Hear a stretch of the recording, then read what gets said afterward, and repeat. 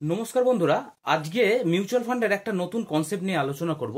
সেটা হচ্ছে multi asset allocation concept. Multi asset allocation concept মানে কি?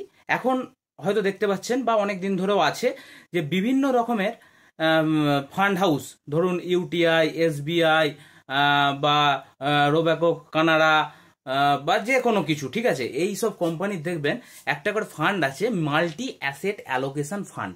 অ্যাকচুয়ালি এই মাল্টি অ্যাসেট অ্যালোকেশন ফান্ডটা কি, তো এই বিষয়ে আজকে আলোচনা করব। মাল্টি অ্যাসেট কথাতেই বলে দিচ্ছে যে মাল্টি, নামেতেই বলে দিচ্ছে যে মাল্টি অ্যাসেট। মাল্টি অ্যাসেট মানে কি?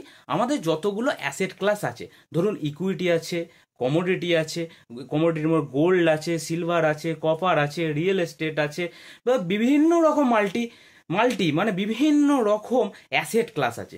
এই সমস্ত অ্যাসেট ক্লাসে যখন একজন অভিজ্ঞ ফান্ড ম্যানেজার তার আপনার বিনিয়োগকৃত টাকাটাকে বা আপনাদের সকলের একত্রিত করা বিনিয়োগকৃত টাকাটাকে ইনভেস্টমেন্ট করছে, তো দেখা যাচ্ছে কি এতে রিস্কটা একটুখানি কিন্তু মডারেটলি হাই থাকছে। মানে খুব হাই হচ্ছে সেরকম কিন্তু হচ্ছে না। কেন হচ্ছে না? ধরুন ইকুইটি মার্কেট যখন দেখা যাচ্ছে যে ইকুইটি মার্কেট কোনো কারণে ফল করছে, গোল্ডের দামটা বাড়ছে বা সিলভারের দামটা বাড়ছে, বা সেই সময় দেখা যাচ্ছে যে রিয়েল এস্টেটে যেখানে ইনভেস্টমেন্ট করা আছে বা গভর্নমেন্ট সিকিউরিটিজ একটা ফিক্সড রিটার্ন দিচ্ছে, এটা দিয়ে কিন্তু অ্যাভারেজ হয়ে যাচ্ছে।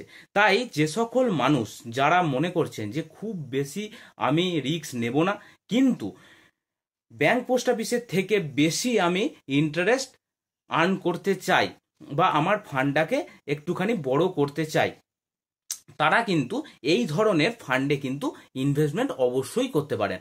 এটা খুব সুন্দর কনসেপ্ট। তো মাল্টি অ্যাসেট অ্যালোকেশন ফান্ড। নমস্কার, ধন্যবাদ।